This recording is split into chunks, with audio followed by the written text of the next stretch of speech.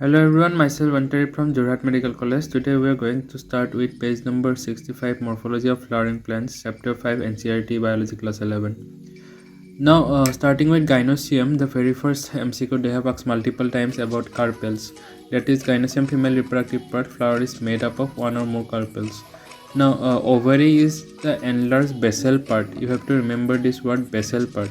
And next MCQ they might ask you about the style which connects the ovary to the stigma. They have asked it multiple times about which structure connects ovary to the stigma. It is the style.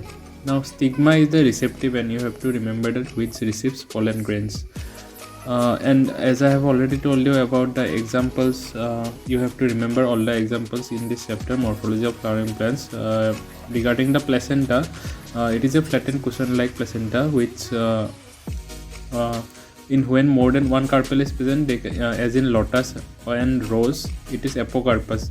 There are more than one carpels. Carpels you see here, it is the female reproductive part. In gynoecium it is found, which carpels consist together forms a gynoecium. So when more than one carpel is present, which is present in lotus and rose, this is apocarpus. And syncarpus, syn means fused, so carpels are fused in mustard and tomato. Now after fertilization, the ovules develop into seeds and ovary matures into fruit. This question have been asked multiple times, that ovules are matured into which structure and ovary is matured into which structure. Now coming to the placenta, many people students used many students did this mistake, that they think that they write only the ovules, but it's not only about the ovules. It's the arrangement of ovules within the ovary. It's called placentation.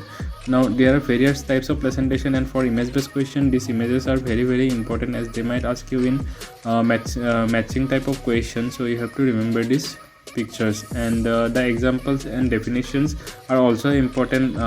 Sometimes they will give you the definition and ask you to match the picture with that definition, so you have to remember all of this. Now coming to the marginal type of placentation, placenta forms a ridge placenta forms a ridge and is found in P. And in axial type, it is found in China rose, tomato and lemon. Parietal type, whenever they mention about a false septum, you have to remember it is parietal type, which is found in mustard and argemone. Now free central is dianthus primrose and dianthus, which is free central, and basal type of placentation found in marigold and sunflower. Now this placentation type will also help you in floral formula. Now coming to the fruit, the definition of fruit is very important. That is, it is a mature or ripened ovary developed after fertilization.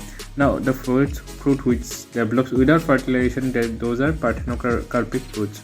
And the fruit consists of a wall or pericarp. Pericarp can be differentiated into epicarp, mesocarp and endocarp. Mango and coconut are called drupe in classification. You have to remember this term drupe because it has been asked multiple times and you will get a classification later on. The mango, the pericarp is well differentiated into an epicarp, middle fleshy edible mesocarp. You have to remember that fleshy edible mesocarp is found in mango, and a hard endocarp. And in coconut, which is also a drupe, mesocarp is fibrous. You have to remember this because this question have asked multiple times. Thank you.